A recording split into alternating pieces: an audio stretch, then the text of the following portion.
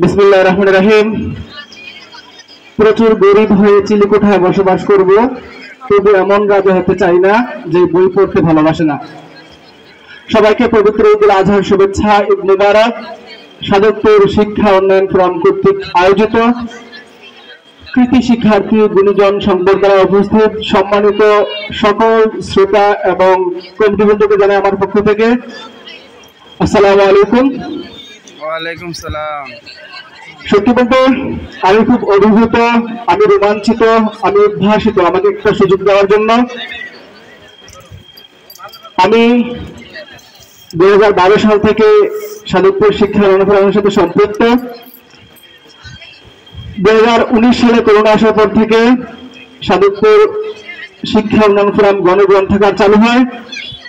সেখানে অনবদ্য পরিশ্রম করেছেন আমাদের সাদতপুর গ্রামের সকল কমিটি। স্পেশালি আমি যদি নাম মেনশন করি, আমার দুই চাচা গোলাম সারার এবং ওয়াশকরুনি।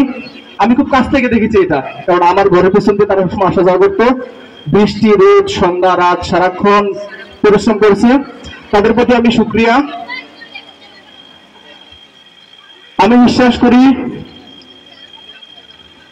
মানুষের জীবনের সবচেয়ে উত্তম সঙ্গী হলো বই।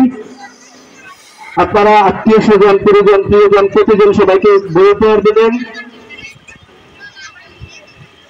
আর একটা কথা না বললেই নয়, আমি সাদতপুর স্কুল কলেজের একজন সহকারী শিক্ষক। আমি বিশ্বাস করি চিত্রাঙ্কন এবং রচনা প্রতিযোগিতা হলে শিক্ষার্থীরা খুব বেশি আগ্রহী থাকে। আমরা এই দিনটার জন্য মুখিয়ে থাকি, অপেক্ষায় থাকি কখন এই দিনটা আসবে, ঈদের পরের দিন। সম্মানিত কমিটি বৃন্দের কাছে আমার একটা অনুরোধ, আমার একটা প্রস্তাব, যেন একটা বৃত্তির ব্যবস্থা করা হয়। বৃত্তির ব্যবস্থা করলে শিক্ষার্থীরা অনেক উদ্বুদ্ধ হয়, অপেক্ষায় থাকে। সর্বোপরি মানুষের জীবনে উত্তম সঙ্গী হলো বই। এই বলে আমি আমার সংক্ষিপ্ত বক্তব্য শেষ করছি। আসসালামু আলাইকুম ওয়া রাহমাতুল্লাহি ওয়া বারাকাতুহু।